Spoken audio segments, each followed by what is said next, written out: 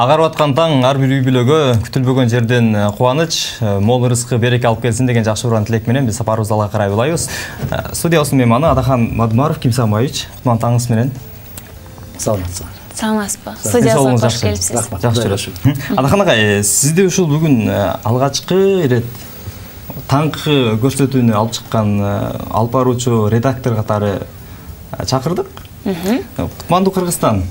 Ошо азыркы коомдук каналда Кутмандуу Кыргызстан деп Кутман күнүн Кыргызстан деген көрсөтүүнү ККК деп 3К менен катары менен ушундай койчу. Таңкы көрсөтүүлөрдү алгачкылардан болуп алып чыккан алып баруучу катары сизден аябай кызык болуп атат. Ошол күн жылдары кандай болду эле, эфирге кантип чыктыңыздар эле алгачкы жолу? 94-95 жылдары болду. 94 жылдары. Төрөлгөн жылдар экен да. Ошо силер төрөлгөн мен жок kesкен. Силер төрөлгөн жылдарында ошол Кыргыз теле көрсөтүүсүнүн тарыхында алгачкы жолу таңкы көрсөтүү башталган. Ага чейин ошол Бишкек Фрунзе Кыргызстан теле көрсөтүүсү кечинде саат 6-да баштачу. Саат 6-дан 12-ге чейин гана 6 гана саат көрсөтүү болчу. Күндүзү түк жок болчу. 1 секунд, 1 мүнөт да жок болчу. Күндүзгү көрсөтүү жок эле. Биз күндүзгү көрсөтүү тек гана ошол Россия каналы бар эле. Ошону гана көрчүбүз. Алдагы Орбита деп бир эле канал болчу. Азыр эми 200дөн ашык каналдар бар. Бирок ошо бир канал болсо дагы ошону аябай кызыгуу менен көрүшчү. Себеп көрсөтүүлөр абдан маанилүү, пайдалуу. Дейди кеп, дейди сөздөр жок. Деп атат, деди деп уктум, деген имиш. Дейтекен деген. Дейтекен деген. Себеп ал кезде теле көрсөтүүдөн чыккан ар бир сөз бул абдан маанилүү болуп, ар бир адамдын жүрөгүндө түнөк тапчу. Так маалыматы? Маалыматтардын бүт баары так. Анан бир сөз айтаарда аябай катуу ойлончусуң. Себеп ар бир сөзгө, ар бир туура эмес сөзгө, маалыматка эмес, ар бир туура эмес сөзгө жооп берчүсүң. Өзүңдүн алдыңда да, теле көрүүчүлөрдүн алдында да.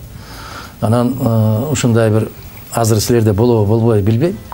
Бизде бир жумада бир жолу ар дүйшөмбү күнү эртең менен ушундай бир чоң жамааттык жыйын болчу.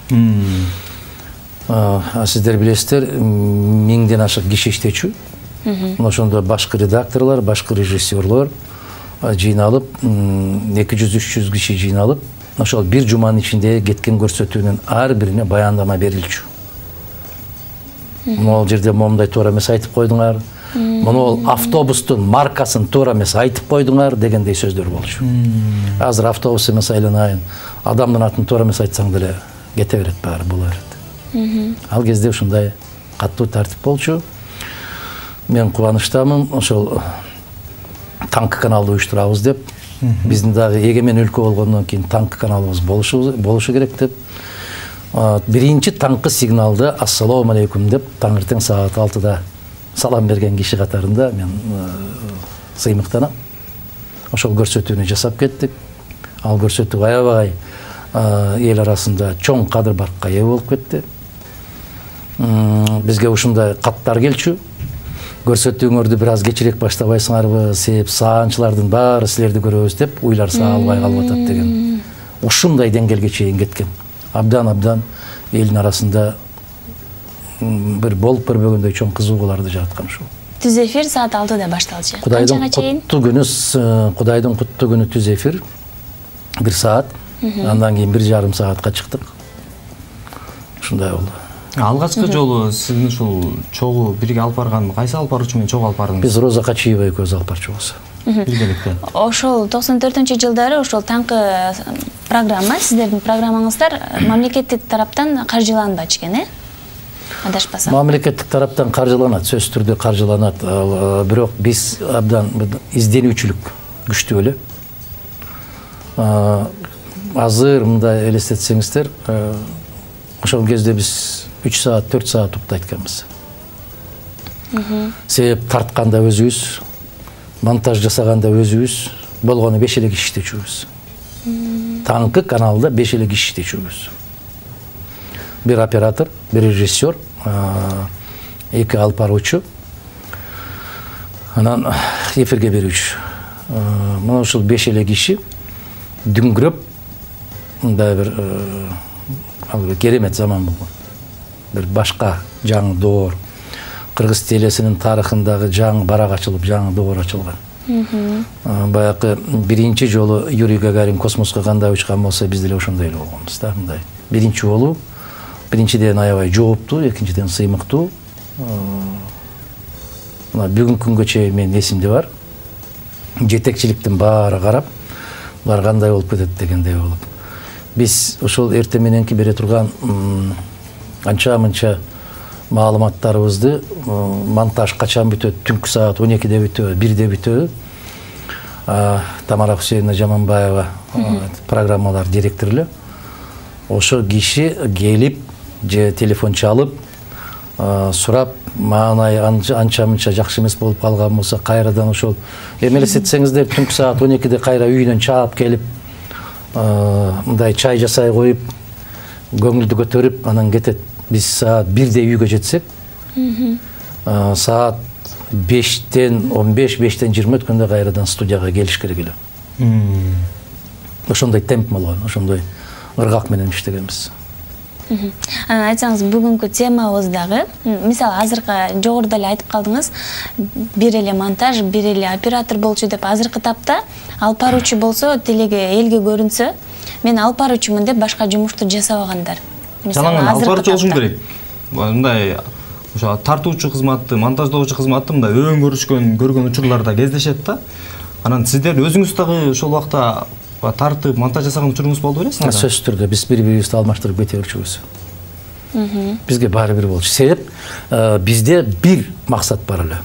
Көрсөтүү өтө жогорку деңгээлде, кантыксыз, катасы жок, эч бир жерден чалынбай алып кетишибиз керек эле. Биз алып баруучу болгон болсок, режиссерлор бизден 5 беттер кыйналып турчу. Ай, көзүң мынтип калыптыр. Ай, мындай болуп калыптыр. Бир аз мондойрак отурчу, бир аз мондой. Ар бир сөз так, даана, туура айтылуусу шарт. Анан азыркылардай болуп билбейм, мындай бир жоопкерсиздик, оюңа келген нерсени айта коюп, анан ыксыз жерден күлүп, анан жарашпаган тамашаларды айтып, дейди кеп жок болчу да. Айтыбар, дейди кеп жок. Себеп өтө мен азыр ошол кезде 29 жашта болсом, а мен 26 жашымда башкы редактор болуп келгем. Башкы редакцияга. 26 жашыңызда? Ооба. Анан ошол Байма Жапарова, Байма Сутенова, Байма Жапаровна ошол башкы редактор экен, жаштар каналында. Мен ошо кишинин ордуна барганмын. А киши вице-президент болуп кеткен телекомпанияга. Сатыбалды Жээнбеков, Раматылык президент телекомпания. Кийин Кадыр Өмүркулов деген укмуштуудай сценарист, белгилүү инсан. Ал киши келди. Сатыбалды Жээнбековдон кийин Түгөлбай Казаков келди, андан кийин Кадыр Өмүркулов келди. Бир сөз менен айтканда, кыргыздын мыкты эр азамат жигиттери ошо Кыргыз телекомпаниянын жетекчиси. Адакан агай, ошол алгач ирет эфирге чыкканда сиз кайсы бир инсандарга карап түздөнүп, ал убакта эми башка сиздерден башка таңкы программа жок болчу. Мүмкүн башка Россиянын каналдарына карап, ушул алып барчу деп алып барсам экен, ушундай болуп, мимика жесттерди пайдалансам экен деген ой болду белесизби? Кудай сактасын. Бирөөгө окшойм деген эч бир акылыма да келбептир. Ал кезде Россиянын деле таңкы каналы жок эле, атайын ушундай маалыматтык музыкалык канал жок эле. Таңкы канал болсо деле жаңылыктар, андан кийин кино, же кандайдыр бир документалдуу фильмдер болуп турчу. А мондай оюн зоок маалымат программасы кийин пайда болду. А биз Кыргызстанда мындай бир карай турган, бирөөгө теңеле турган андай жок. Себеп кимге карап түздөнөсүң? Андай көрсөтүү жок болсо, андай алып баруучулар жок болсо, кимге карап түздөнөсүң? Биз өзүбүз менен өзүбүз болдук. Айтор ошол кездеги жетекчиликтерге аябай ыраазы болуш керек. Телекомпаниядагы жетекчилер. Кандай болсоңор ошондой болгула. тек қана таңкы каналыңарды уят болбой чыгарсаңар болду деген. Дерлик мындай айтайынчы. Түздөлө турган эч кимге карай албайсың. Мен ошол башкы редактор болуп турган кезимде жетекчилик андай болбойт го, колубуздан келбейт го, техникалык мүмкүнчүлүгүбүз жок дегенди карабай, Бишкек, Алматы түз эфирде телекөпүрө жасагам. Бир Алматыга чыгып барып, бир Бишкекке кайра келип, Алматыдагы Казак телекомпаниясынын жетекчилик менен сүйлөшүп, сиздер элестетсеңиздер 3 саатка чейин түз эфирде болуу, бул аябай чоң жоопкерчилик. Абдан чоң жоопкерчилик. Ал кезде Ноорус майрамындагы 5 өлкө бир майрамдачу. Борбордук Азия өлкөлөрү. Анан түз эфирден алар менен дагы телекөпүрөгө чыкчубуз. Мына биз жарым сааттык кыргыз телекөрсөтүүсү көрсөттү. Мисалы кезекти биз Казакстанга беребиз деп.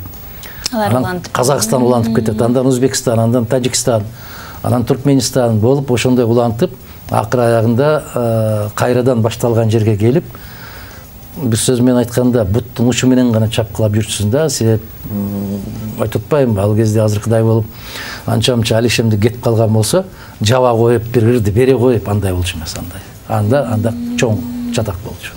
Айтат эмеспи, саяпкердин баягы тулпарды таптаган киши саяпкер депчи. Анан саяпкерге деле бир жакшы тулпар туш келбесе, ал нерсени таптап бир чыгарыш саяпкер үчүн деле бир оор түйшүк жаратат да. Саяпкери табылса, тулпардын багы ачылат деп айтылат элибизде. Сиздин ушул саяпкерлериңиз, агайларыңыз, устаттарыңыз тууралуу айтсаңыз. Кайсы тармакта? Жашоодогу. Теле жадына келгенде, ушул сизге алгач жол көрсөтүп, атакан сен мындай кылышың керек. Жок.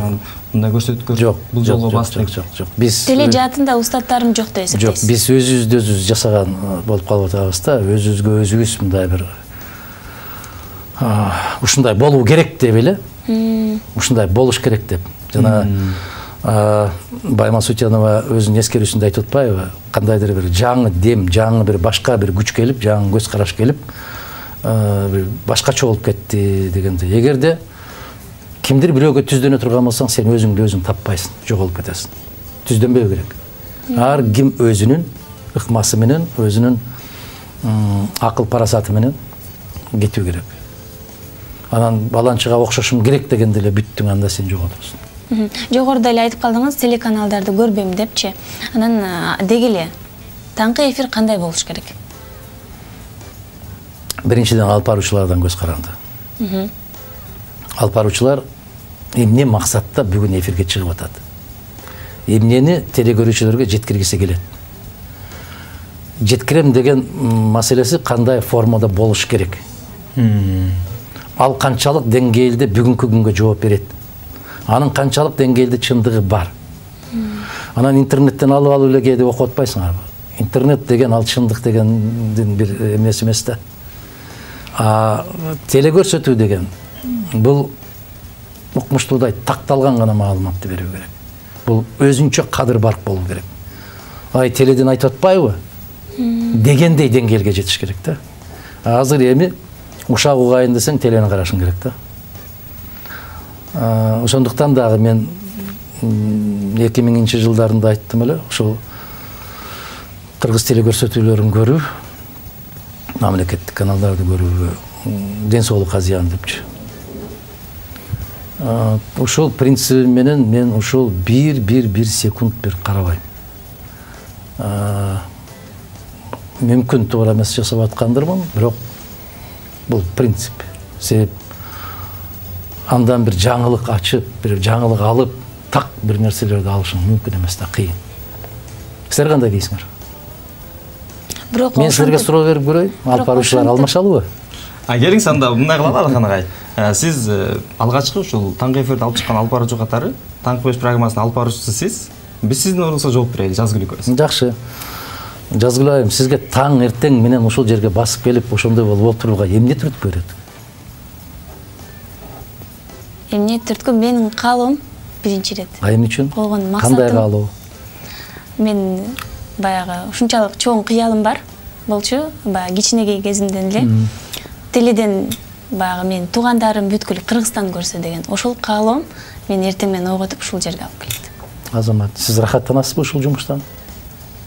Эфир ушунчалык баягы бул алам, мисалы айтсам, ушунчалык кыйын да. Анан кийин бирок эфирге келгенде ушул 2 саатта түз эфирде бардыгын унутуп коем да. Анан кайра уланып кетем. Азамат, мына адам ар бир киши өзүнүн жасап аткан жумуштан рахат алуу керек. Жумушу эс алгандай болуш керек да.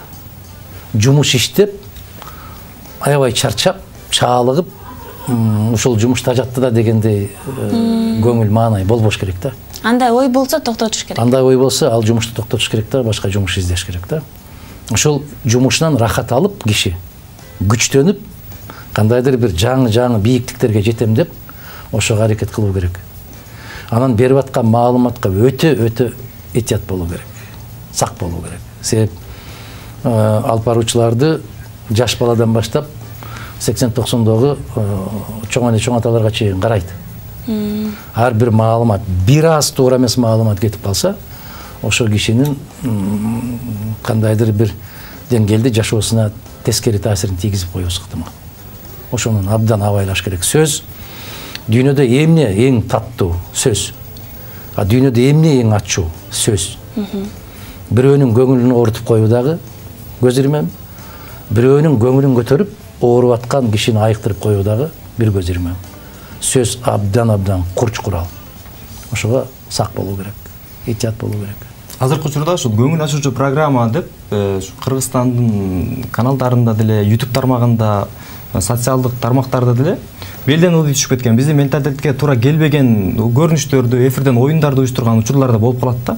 Көз карашыңыз кандай ушуга сиздин? Азыр өзүңүз айтып калдыңыз, 7 жаштан 70-80 жашка чейинки бизди чоң апалар да көрөт. Туурабы ошол нерсе? Терс менин мамилем терс. Үйдө ар кандай жагдай болот, балдар менен отурасың, аксакалдар менен отурасың. Биздин кээ бир клиптерди карап болбойт. Концерт көрүп аткандай болосуң, бирок клип караш мүмкүн эмес. Баары эле жармаша калгандан башталат да. Бул болбойт. Биздин маданиятка туура эмес. Бизге туура эмес баягы баалуулуктарды таңуулайт да. Телекөрсөтүү деген бул тарбиялоочу курал болуш керек. Бул адамды калыптандыруучу, көз карашты калыптандыруучу, баалуулуктарды көтөрүүчү, биздин каада салттарыбызды бекемдөөчү курал болуу керек. А бизде тескерисинче башка куралга айландырып алды да, оюн зоок десе эле шатыра шатман күлүшүбүз керек экен дегендей бир жакшы эмес, айтор тарбиялык маанисин жоготуп алды. Кинолорун деле карап көргүлө. Тапанча көтөрмөй, бычак көтөрүп жүрмөй, сөзсүз бычактын учунан 2 тамчы кан тамып кетүү керек. Анан сөзсүз баягы кыз бала болгон болсо, аны зордуктап бир жакка алып кетүү керек. Анан аны барып куткарам деген азамат жигит ошол жерден эси болуп жатып калуу керек. Анан тез жардам келиши керек. Анан барып тиги дүйнөгө кетейин деп атканда кайрадан көз ачылып кетүү керек. Ушундай тажатма сюжеттер. Жеңил желпиге көп басым жасалып калды. Тамашалар деле, мисалы үчүн пранк деген бир жаңы жаргон пайда болду. Пранк деп эле көчөдө жүргөн кишилерге тамашага салып, анын аягында ал кишинин биринчиден убактысын алып атат, экинчиден ал кишиге психологиялык жактан доо кетирип атат.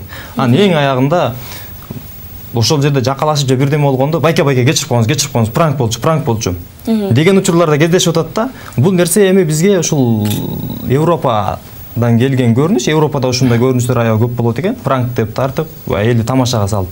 Ушул нерсе бизге барып эртеңки күнү баягы жаштарыбызды бир доо кетип калбайбы? Сөзсүз кетет. Мисалы жаштарыбыз бирдеме деп сүйлөп туруп деле өсүп келе жаткан азыркы мектеп окуучулары, жеткинчектер бирдеме деп сүйлөп же бир жумуш жасап коюп, ата бул пранк болчу, тамаша болчу, кечирип коюңуз, эми кайта алмайт, эртеси күнүнө кайра ушундай боло берсе, биз өзүбүздүн нукралуулук жогото албайбызбы? Бул доо кетет. Сөзсүз түрдө кетет. Эми ушуну силер көбүрөөк айтышыңар керек да. Мен айтсам көп кишинин ысмасы чыгып кетет. Дагы да Модумаровго бирдеме жакпай атат депчи. Ысмасы чыгып кетет да. Ичип аткан чайын одар бериши мүмкүн. Аны силер айтышыңар керек. Бизде бир жакшы сөз бар го, башка бир киши келип айтса жакшыраак кабыл алат да. ал коомдордо силер айтып аткан батыш коомдорунда тамаша кылып койсоң тамаша экен деп каткырып сени менен кошо күлүп кетет. Карагыла, Англияда ошондой көпчүлүк, мына Европа өлкөлөрүндө ошондой жасашып атат. Тим эле аябай каттуу чочулай турган бир нерселерди жасап, каткырып, каарысы да жашы да каткырып күлүп кетет. Бизде ошол жерден оодара салышы мүмкүн. Себеп бизде бир аз коом анчалык даражада көңүл ачууга шарт жогураак коом да. Баарыбыз кыйналып турган мезгил, тамак аш, жумуш, көчөдөгү басым турум, бири-бирибизге жасаган мамилелер, баардык жерди карасаң эле ушул ушагайың. Муну караңыздар, булут каптап турат го, мондай туман каптап турат да. Ушул туман каптап тургандай эле биздин де көңүлүбүз ушундай да. Жаркырап, чайыт да ачылып, күн тийип турган жок да. А күн тийип турса, тамашалашсаң болот. Биздин элибизде жакшы тамаша бар. Тамашасы жарашкан болсо, аксакал менен да, жаштар менен да тамашалашсаң болот. Бирок тамашаны билбеген жерден тар жерде тамаша айтсаң, уятыңды да чыгарып коюшу мүмкүн. Ошон үчүн жанагы жагдайга жараша, коомго жараша болуш керек баары. Курсагы ток адам ырдайт дегендей, азыр биз ал нерсеге даяр эмес турбайбыз көрсө. Ырдаган киши деле жакпай атпайбы бизге. Мына силер айтып атасыңар, интернетте карасаңар, мен өткөндө айттым да, баягы Асанкалы Керимбаевдин же Рыспай Абдыкадыровдун ырларын, кече ошо Элмирбек Иманалиевдин ырларын коюп койгон экен, интернетте бар. Ошого дагы момдой болуп атпайбы. Мен билбейм да, эмне үчүн. Үнү жакпай атабы, обону жакпайбы, сөзү жакпайбы, же андан жакшыраак ырдайсыңбы? Билбейм да. Ары кандай нерсени коюп, азыр силерди деле YouTube каналыңардан карасаңар, момдайлар көп да. Эмне үчүн? Калпаруучу жакпайбы, жигит жакпайбы, сөздөр жакпайбы? Түшүнүксүз да.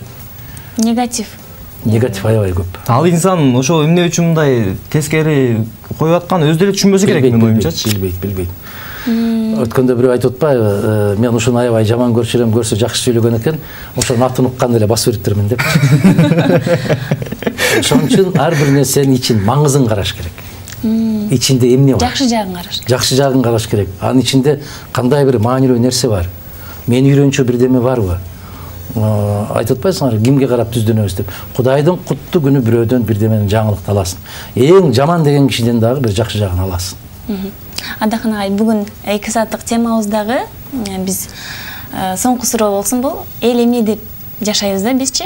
Мисалы, Шабдан Байкенге карасак да, мен дагы бирок жан дүйнөмдүн ички түпкүрүндө эл эмне дейт деген сезим жашайт экен. Ошол сезим адамда бар болуш керекпи, же аны жоготуш керекпи? Оны эфирге чыгып атасыңарбы? Ошондо камера кандай болду экен, мен кандай көрүнүп атам дегенди унуткула. Камера жок. Силер жөн эле момундай болуп бир чай ичип отурган киши катарында аңгемелешкиле. Табигый болгула да. Анан кокуй мени камера карап турбайбы, чачым кантип атты экен, көзүм кантип атты экен. Дедиң бүттү, оюң башка жакка бөлүнөт. Табигый болсоңор, табигый барасыңар, жетесиңер. А момундай бир жасалмалуулук, артисттик менен муну саясатчылар көп колдонот. Саясатчылык кыласыңар анда. Анан саясатчылар колдонот дагы, өзүнчө эле бир өздөрүнөн өздөрү кетип эле бир башкача адам болуп көрүнгүсү келип, ошого аракет кылышат. Жок, андай эмес. Сен ошол бойдонсуң. Сага көкүрөгүңө значок тагып койсо деле ошолсуң, костюм кийгизип, галстук кийгизип койсо деле ошол эле бойдон каласың. Адам деген момундай да, могул эмне, могул ушул чөйчөк деп коелу, эмне дейт муну? Ушул адамдын сөлөкөтү ушул могул чөйчөктө, мунун ичин эмне менен толтурганың маанилүү. Сүт куясыңбы, суу куясыңбы, шекер толтурасыңбы, же бал толтурасыңбы, ошол сыяктуу эле. Биз тилекке каршы ушул сырткы келбетибизге көбүрөөк көңүл бурабыз дагы. Ичи бош калып атат. Ичи бош. Ичи мүмкүн аябай ачуу нерседир. Ошол эмне менен толот. Ошол сыяктуу эфириңерди 2 саат болобу, башка болобу, ичин эмне менен толтурасыңар. Анан сөз болбой калды, тигирди коюп жибере койчу. Ар бир сюжеттен кийин ошол сюжетти бекемдөөчү ыр кетүү керек. Түшүнөсүңөр? Эне жөнүндө сөз болдубу? Эне жөнүндө. Мекен жөнүндө сөз болдубу? Мекен жөнүндө. Кылмышкерлик жөнүндө болдубу? Кылмышкерлик жөнүндө. Араккештик жөнүндө болдубу? Араккештик жөнүндө. Биз ар бир ырды тандап алчубуз. мен айта албай калган алып баруучу катарында жеткире албай калган нерсени чыгарма менен жеткирип коюш керек. Бири бирин толуктап туруу керек да, жанагы куржундун эки көзү сыяктуу. Ушундайды каалайм силерге. Эң жакшы. Анаканагай таң эрте биздин сунушубуз четке какпай келип маанилүү маек курганыңызга, айткан акылдарыңызга чоң рахмат. Айтылган акыл болсо уккан кулак макул болот деп айтылат. Сиздин ар бир айткан сөзүңүз биз үчүн дагы да өсүүбүзгө, дагы да ала карай жылыбызга бир шык жөндөм болот деп ишенебиз. Чоң рахмат сизге. Оорубаңыз. Ийгилик, аманчылык, жакшылык болсун. Жакшы кабарлар, кубанычтуу кабарлар көбүрөөк болсун.